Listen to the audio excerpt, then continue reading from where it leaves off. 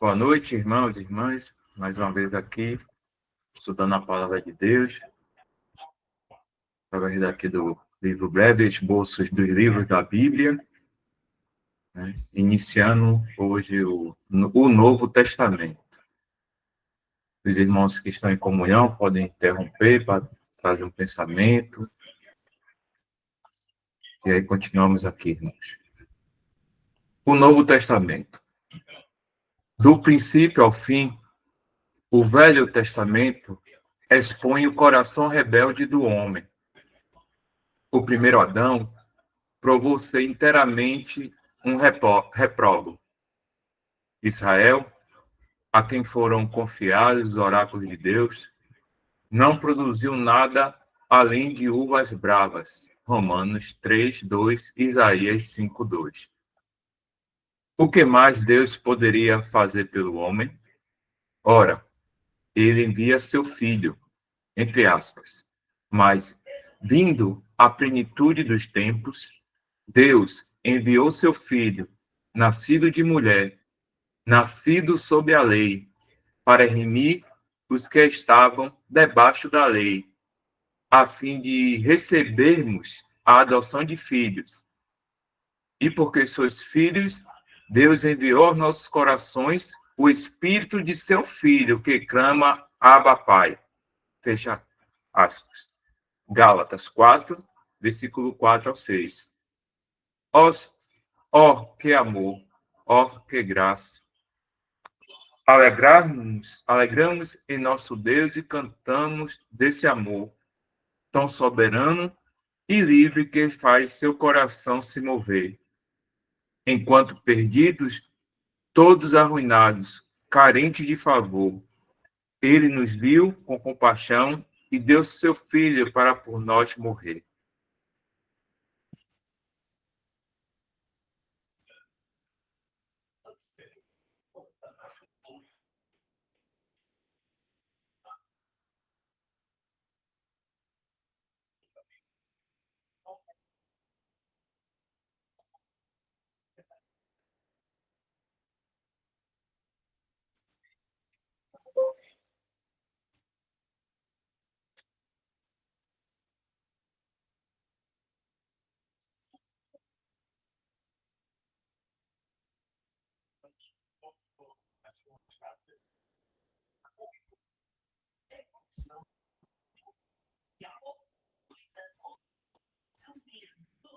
Os evangelhos.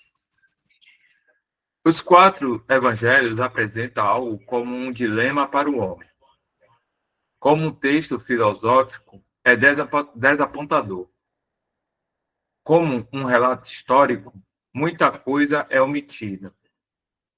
Alguns eventos são registrados, às vezes em um evangelho, às vezes nos quatro. Não achamos nada nos evangelhos para satisfazer a mera curiosidade. A cronologia é dispensada em Mateus e Lucas, mas é geralmente seguida em Marcos, e, quando aplicável, em João. Considerando que Mateus e João eram apóstolos, testemunhas oculares da vida e ressurreição do Senhor, Deus também escolheu dois escritores, Marcos e Lucas, que não eram apóstolos. Muito esforço foi desperdiçado na tentativa de conciliar as assim chamadas discrepâncias entre os evangelhos, quando nenhuma reconciliação é necessária. Se aceitarmos que Deus é autor de cada um e que ele escolheu apresentar a glória de seu Filho, o Senhor Jesus Cristo, de acordo com quatro pontos de vista distintos e especiais, encontramos que não há qualquer dificuldade.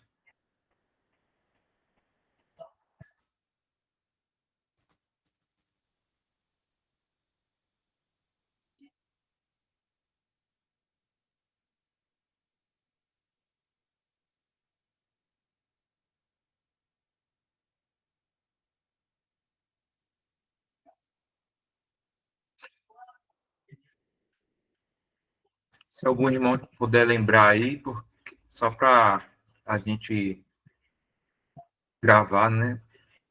Que os evangelhos, cada um tem um caráter, né?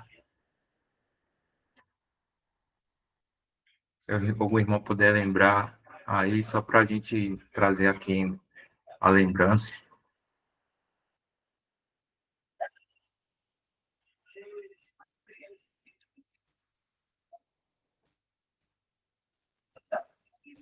É, eu vejo os irmãos falando, eu até confundi uma última live aí que nós estávamos comentando, eu confundi essa explicação que os irmãos traz. O Evangelho de Mateus, né, o Senhor é apresentado como um rei, no de Marcos como um servo, né? No Evangelho de Lucas, o Senhor é apresentado como um homem, e no Evangelho de João como um Deus. Eu vejo os irmãos explicando essa. Obrigado, Leandro. É isso mesmo. Eu fui pegar a pesca ali. Né? É isso mesmo. Isso, cada evangelho demonstra o caráter, né, do Senhor. Os irmãos têm ajudado, dando essa separação para que a gente possa frutificar no conhecimento, né? Continuando aqui, irmãos. Mateus. Em Mateus, temos o cumprimento da profecia e da promessa. Aqui encontramos o Senhor Jesus apresentado primeiro como filho de Davi a Israel, o Messias, o ungido do Senhor, e depois, em sua rejeição, o filho de Abraão, o depositário da promessa, entre aspas. Em ti serão benditas todas as famílias da terra. Fecha aspas, Gênesis 12, 3. O primeiro versículo, portanto, nos fornece um esboço de todo o livro. Mateus é especialmente adaptado para atender às necessidades dos judeus, naquela época e agora. Não é surpresa, portanto, descobrir que contém muito mais citações do Velho Testamento do que os outros evangelhos.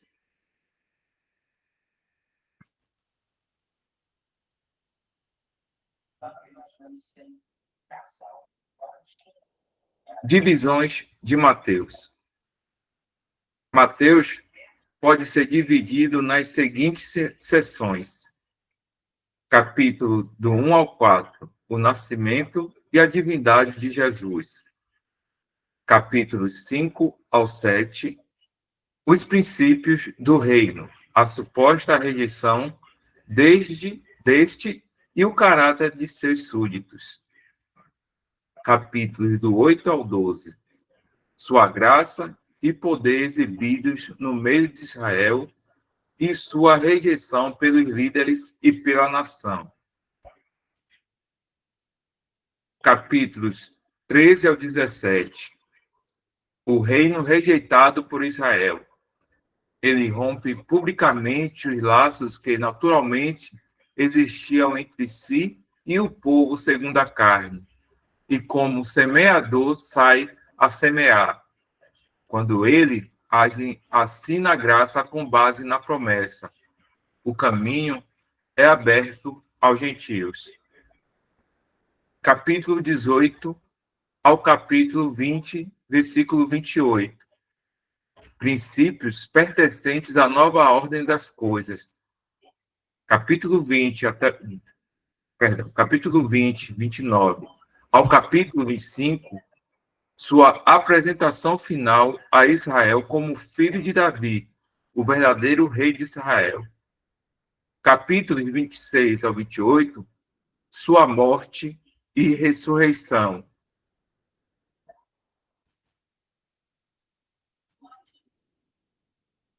A genealogia do primeiro capítulo começa com Abraão e termina com, entre aspas, Jesus, que se chama o Cristo, fecha aspas.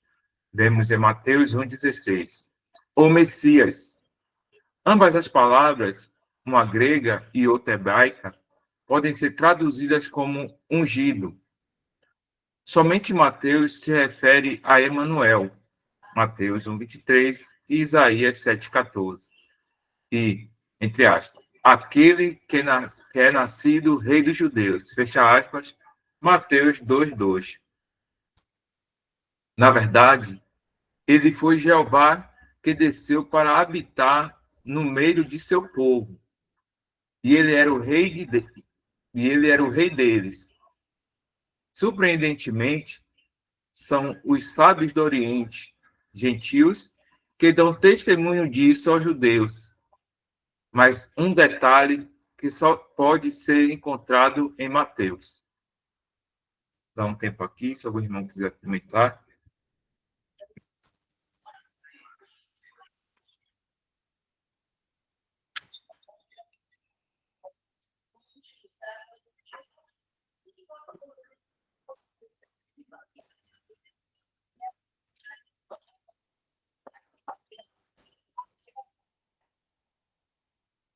Israel esperava o Messias.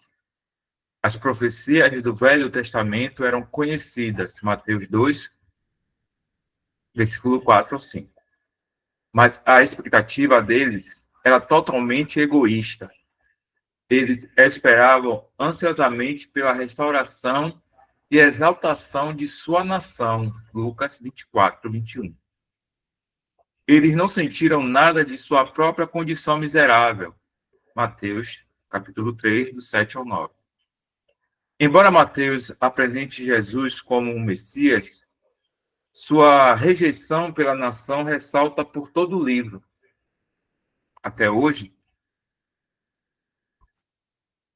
Israel, como nação, é incapaz de aceitar o caráter da primeira vinda do Senhor, embora totalmente detalhada pelos profetas. Lucas 24, 26 ao 27 e Isaías 53.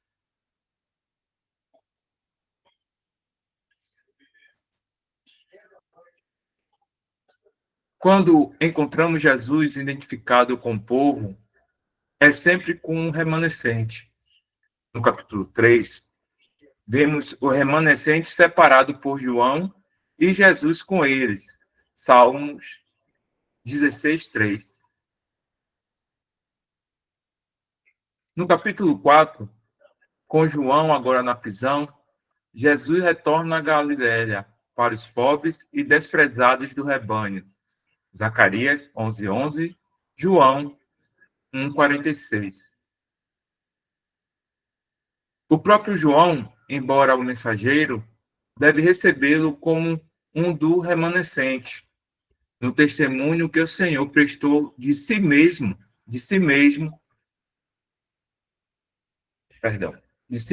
Mateus 11, 4. Ao contrário de Marcos e Lucas, no final do livro, não lemos sobre sua ascensão. Antes, encontramos o Senhor na Galiléia com os seus.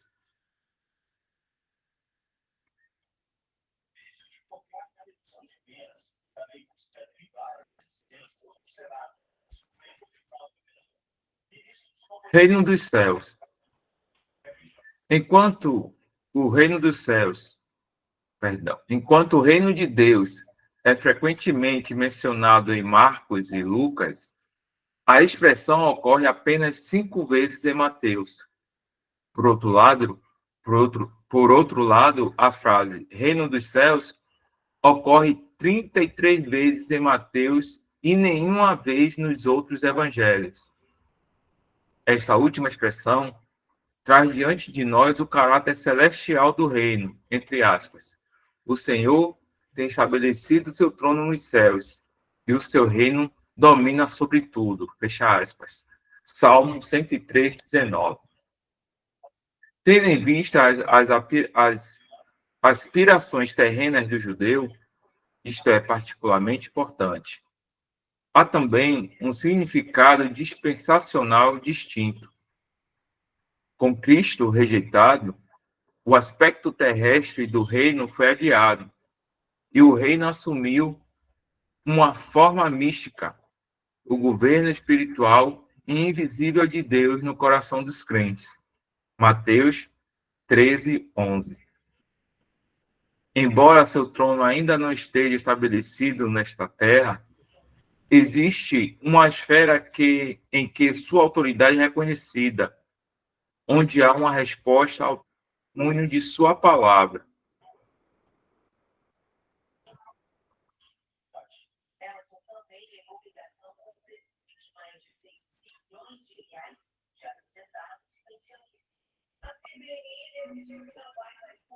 A igreja. Mateus é o único evangelho que menciona a igreja. No capítulo 15, o homem e o que ele fez da lei é colocado de lado, e Deus atua em graça. Mateus 15, 21-28. Capítulo 16 nos permite ver o abençoado resultado de Deus agindo em graça. A igreja, algo que ainda estava por vir. A lei governou Israel, mas o fundamento da igreja é divino, imutável, uma pessoa, o Filho de Deus, do Deus vivo. Com a igreja introduzida, seus discípulos não estavam mais a dizer a ninguém que ele era o Cristo, o Messias. Mateus 16:20. Ele também começa a mostrar-lhes como ele deve ir a Jerusalém e padecer muito dos anciãos e dos principais dos sacerdotes e dos escribas, e ser morto e ressuscitar ao terceiro dia. Mateus 16:21. Tudo o que está necessariamente ligado com a edificação da igreja. Mesmo quando o Senhor retorna, não será como Messias, mas como Filho do Homem. Daniel 7, Mateus 10:23 e 16:27.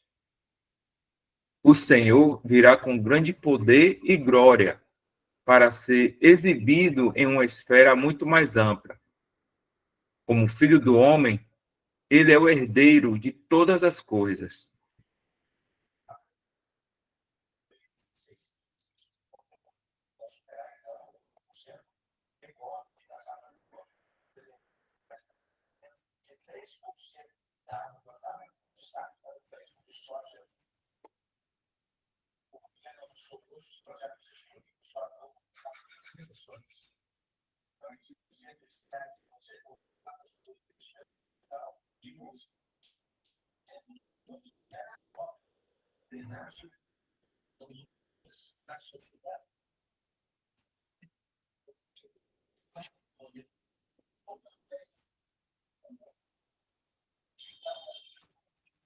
Marcos.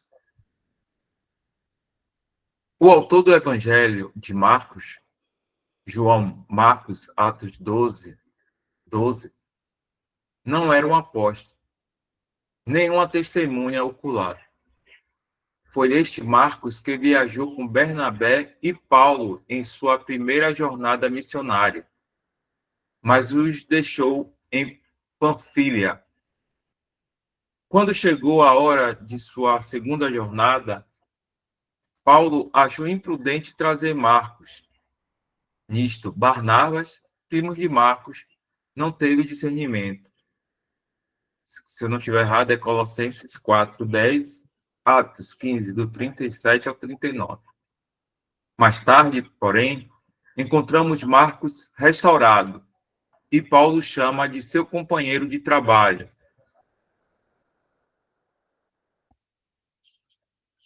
Algum irmão pode lembrar aqui, é FM.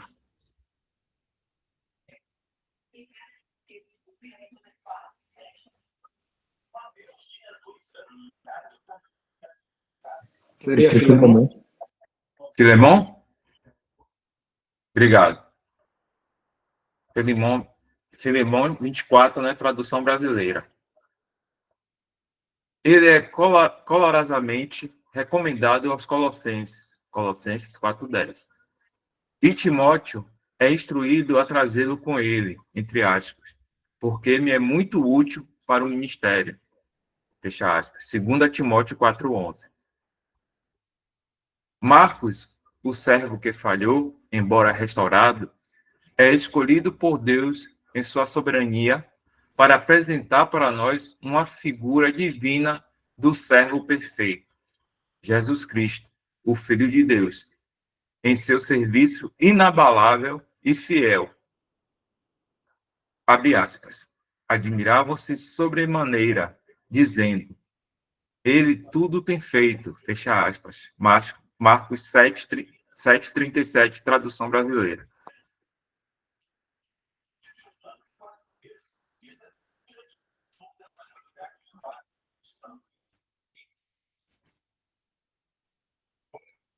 A ordem dos acontecimentos no Evangelho de Marcos é, em geral, cronológica. Não se encontra uma genealogia. Embora exigido para um rei, não tem nenhum significado para um servo. O Senhor não é sequer uma vez chamado Senhor pelos discípulos. A palavra traduzida de várias maneiras, entre aspas, imediatamente, versão árabe, logo e já, ocorre com frequência neste livro, cerca de 26 vezes diretamente do Senhor e seus atos, mas raramente nos outros evangelhos. Este é um evangelho de ação, há imediatismo no que está escrito.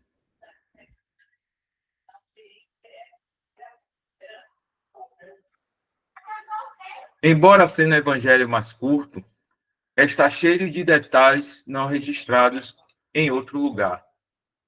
Quão belo e como isso deve nos tocar ao ver este bendito servo adormecido em um travesseiro. Marcos 4:38. Em Marcos, vemos exibido tanto o poder divino do Senhor, quanto as profundezas de seus sentimentos como um homem. Se contrastarmos o capítulo 4 de Marcos com o capítulo 3 de Mateus, o caráter distinto deste evangelho pode ser claramente visto. Ambos os capítulos começam com a parábola do semeador, mas o assunto desenvolvido em Marcos é o do serviço do Senhor, a história, caráter e resultado deste serviço. Ele era o semeador, que era a seu serviço, e do mesmo modo, o serviço de seus discípulos. Uma candeia não deve ser escondida, seja por capricho ou por preguiça. Em sua ausência, o evangelho vai adiante. E embora o rei não esteja aqui, as sementes brotam e crescem. No entanto, da colheita, ele voltará, e o fruto ou a falta dele será visto. Ele cuidará pessoalmente da colheita. Há tempestades, mas o Senhor está conosco. Aquele que até mesmo o vento e o mar obedecem, está no barco. Não pode afundar. Se sentimos que ele nos tem abandonado, é por causa da nossa própria falta de fé. Ele compartilha de todos os nossos trabalhos.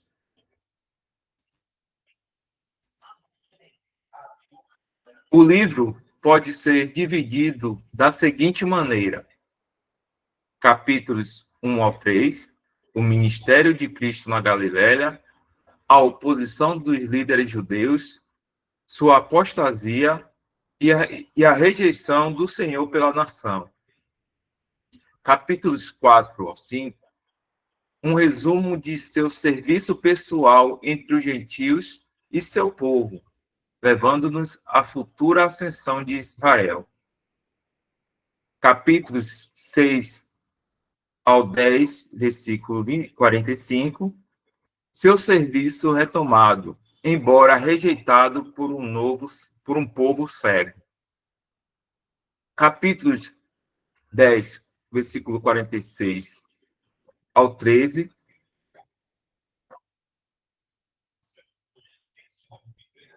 Perdão. Capítulo 10, capítulo 10, versículo 46 ao capítulo 13. Seu retorno a Jerusalém e o término de seu ministério. E capítulos 14 e 16 ao 16, sua morte e ressurreição.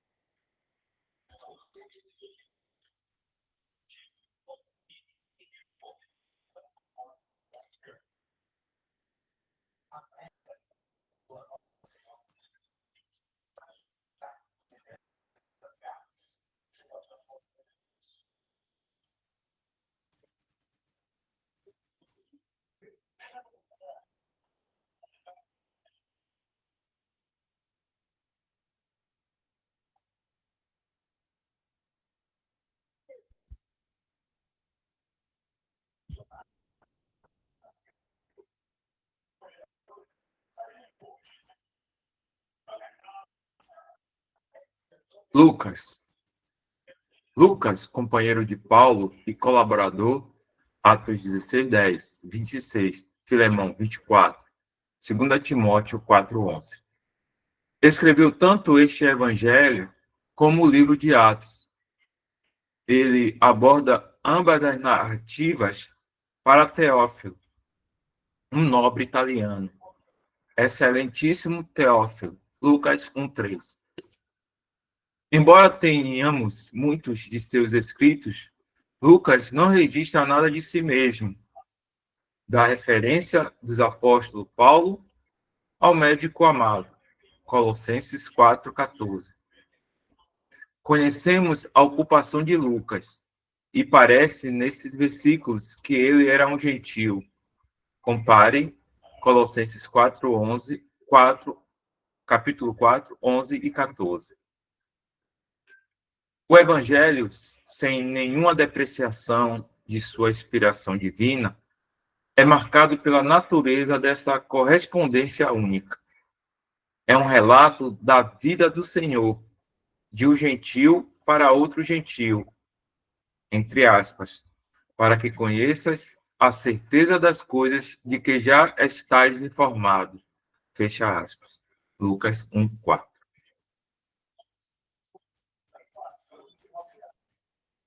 É um retrato divino de Cristo, um homem entre os homens que encontra perfeitamente a sua necessidade na graça, a sua glória moral sempre brilhando.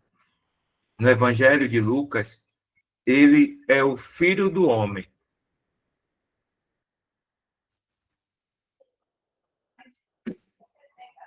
Considerando que o reino dos céus é predominante em Mateus, o reino de Deus distingue Lucas. Essa expressão nos leva para além de Israel e do Messias, entre aspas. Toda a carne verá a salvação de Deus, fecha aspas, Lucas 3:6. No entanto, mesmo em Lucas, a ordem seguida é, abre aspas, primeiro do judeu e também no grego, fecha aspas, Romanos 1:16. Sua mensagem é para aqueles que foram convidados, depois para os pobres da cidade, o remanescente, e finalmente, além da cidade, para as ruas e bairros, os gentios, Lucas 14, 16 ao 24. Nos 3 primeiros capítulos, temos sua apresentação ao remanescente divino em Israel, Lucas 2, 25 ao 38. Os poucos devotos que se lembram do seu nome, Malaquias 3:16. O reino de Deus também tem um importante elemento moral. Abre aspas, o reino de Deus não é carne e bebida, mas a retidão, a paz e a alegria no Espírito Santo. Fecha aspas, Romanos 14, 17. Estes princípios morais, aplicáveis a todos os homens, brilham no Evangelho de Lucas.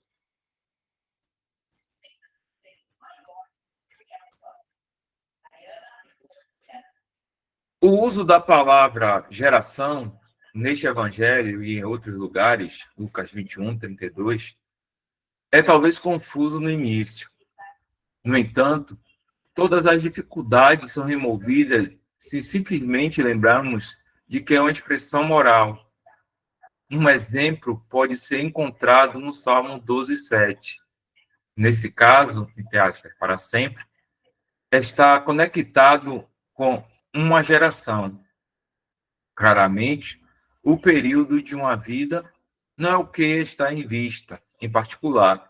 A geração refere-se às massas apóstatas.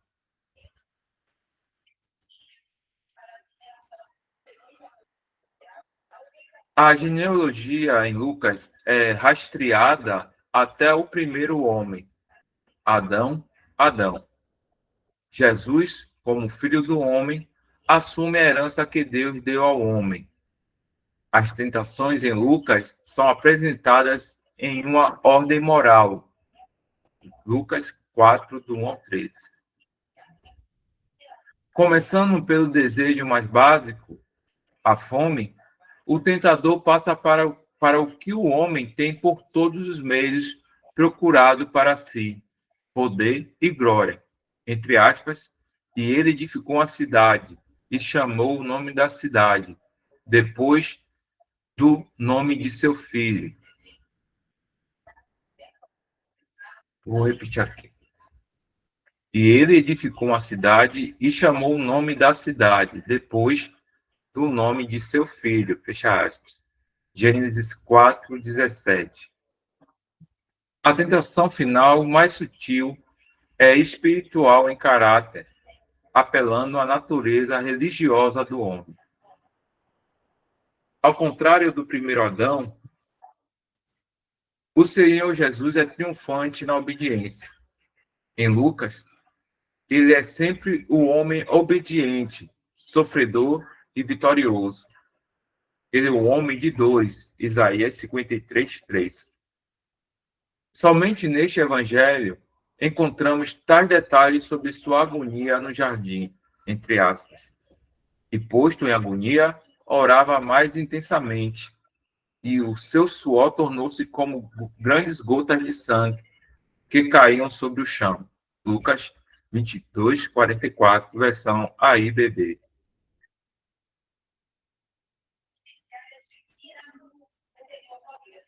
Enquanto todo o assunto de Lucas é rico, é útil observar as seguintes divisões. Capítulos do 1 ao 3, seu nascimento até o início de seu ministério público, 30 anos. Capítulos 4 ao 5, seu ministério de graça entre as cidades, vilas e aldeias da Galiléia.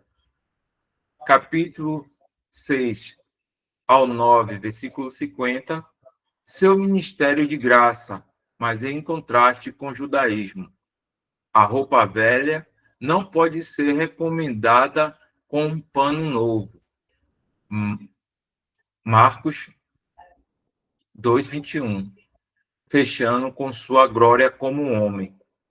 Capítulo 9, versículo 21 ao capítulo 19, 48, começam com sua determinação de ir a Jerusalém e terminam com sua entrada naquela cidade. Entre essas coisas, temos o julgamento daqueles que rejeitaram o Senhor e a graça que ele dispensou ao longo do caminho. As promessas de Deus são cumpridas pela graça e mantidas pela fé. Capítulos 20 ao 21, Jerusalém e os judeus entregues aos gentios. capítulos 22 ao 24, o Senhor com seus discípulos, sua morte e ressurreição, o homem ressuscitado.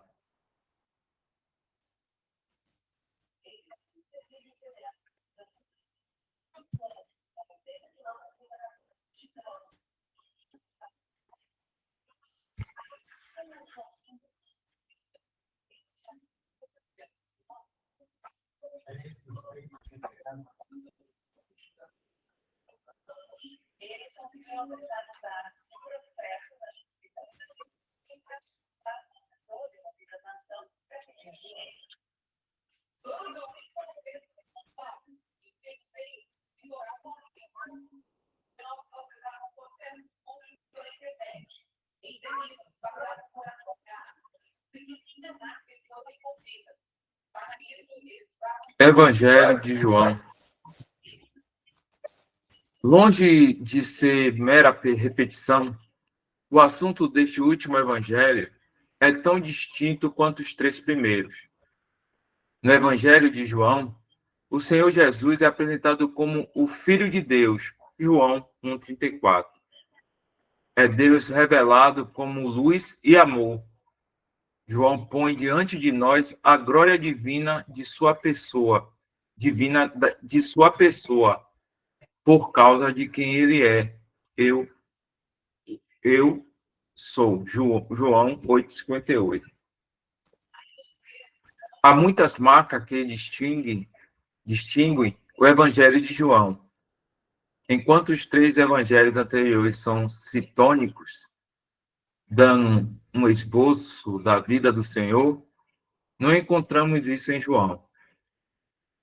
Em vez disso, entre aspas, nele estava a vida, e a vida era a luz dos homens. Fecha aspas. João 1,4. Neste evangelho, não temos genealogia, nem registro de seu nascimento, encontrando, em vez disso, que ele era no início, antes da criação, o Filho eterno. Ele era Deus antes de se tornar homem.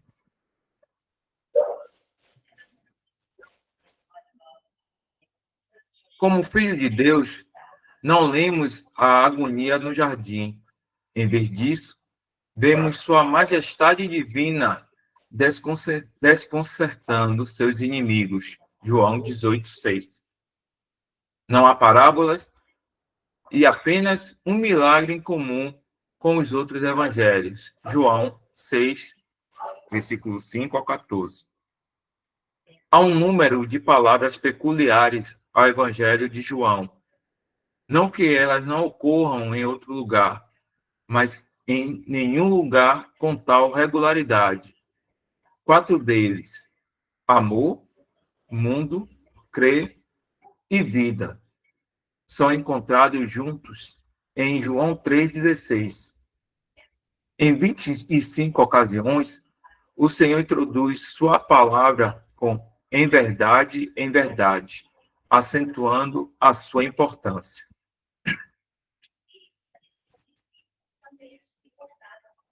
A rejeição de Cristo por Israel é assumida a partir do início, entre aspas, veio para o que era seu e os seus não o receberam. João, fecha aspas, João 1,11. No que diz respeito ao judaísmo, é dito dos judeus, como nos capítulos 2,6, 2,13 e 5,1. Uma frase que ocorre com pouca frequência nos outros evangelhos, mas muitas vezes no de João. João Batista identifica o Senhor não como um Messias, mas como, entre aspas, o Cordeiro de Deus que tira o pecado do mundo. Fecha aspas. João 1,29. Causa maravilhosa. Não um testemunho público de João, mas a expressão do seu coração. Abre aspas. Eis o Cordeiro de Deus. Fecha aspas. João 1,36. Que faz com que os seus discípulos o sigam. João os reúne ao Senhor. Jesus os reúne para si mesmo. Segue-me. João 1,43. Quando Natanael reconhece o Senhor como Filho de Deus, o Rei de Israel, um quadro para nós do remanescente judeu. O Senhor introduz imediatamente o Filho do Homem, um título que nos leva para além de Israel, leva para seu direito de liderança universal. João 1,51.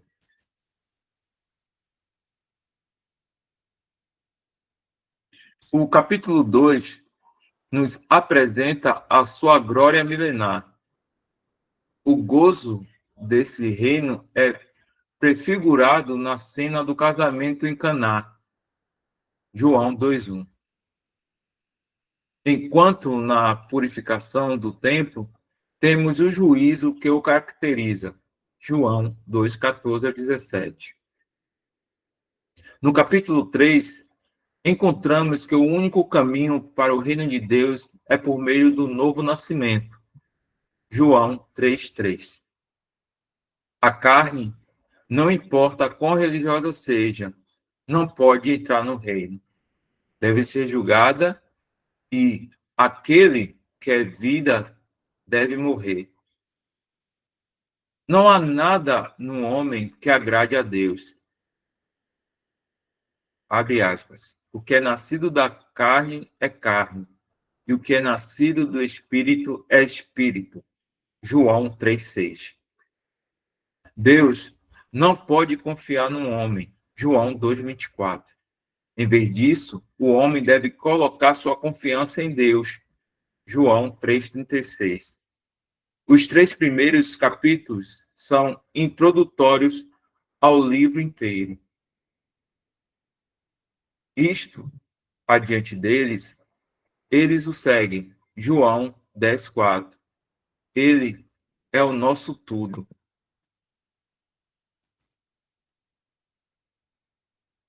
Eu sou o pão da vida. Capítulo 6:35. Eu sou a luz do mundo. Capítulo 8, versículo 12. Eu sou a porta. Capítulo 10, 9. Eu sou o bom pastor. Capítulo 10, versículo 11 e 14. Eu sou a ressurreição e a vida. Capítulo 11, 25. Eu sou o caminho, a verdade e a vida. Capítulo 14, 6. Eu sou a videira verdadeira. Capítulo 15, 1.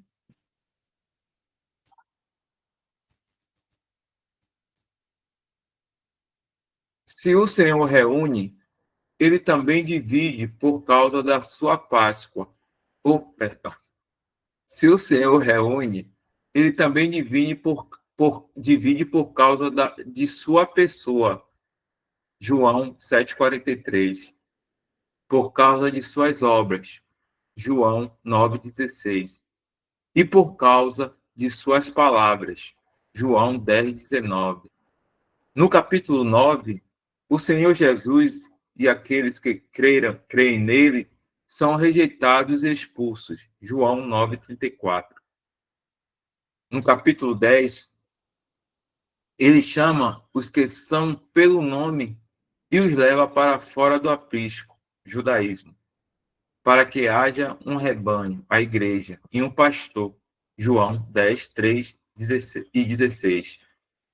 No capítulo 11, temos a profecia de que ele morreria, não apenas para Israel, abre aspas, mas também para reunir em um corpo os filhos de Deus que andavam dispersos.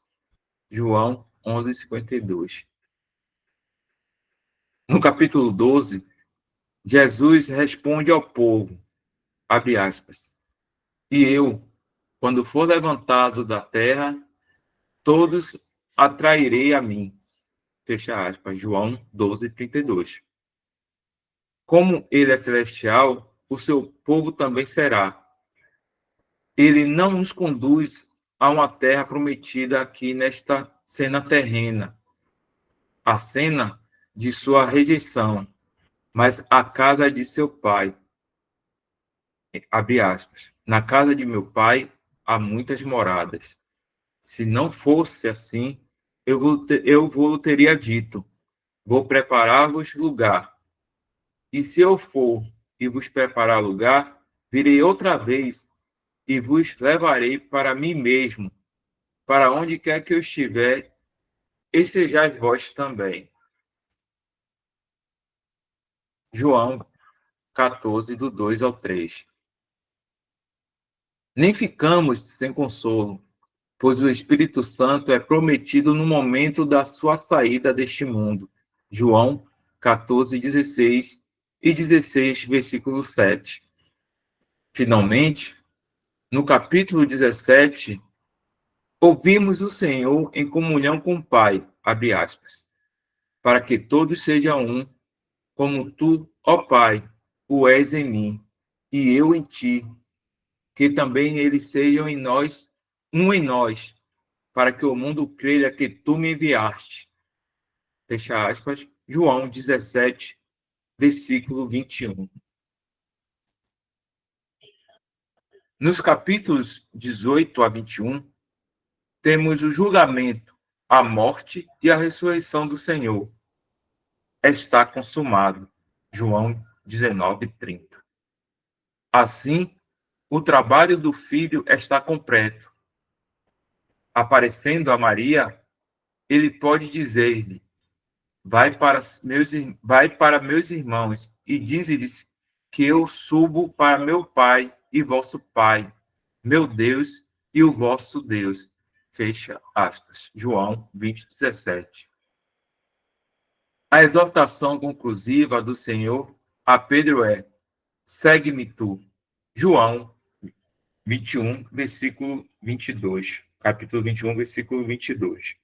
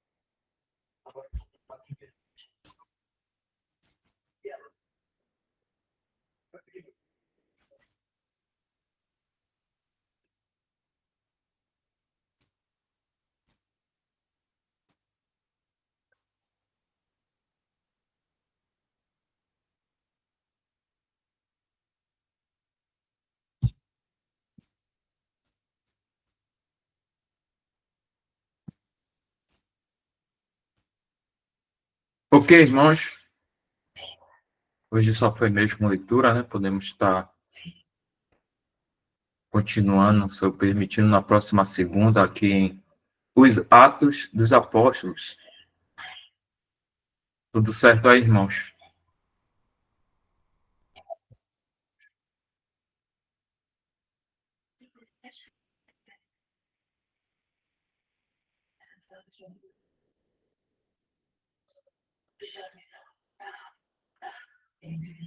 Ok, aqui eu vou estar tirando então a gravação.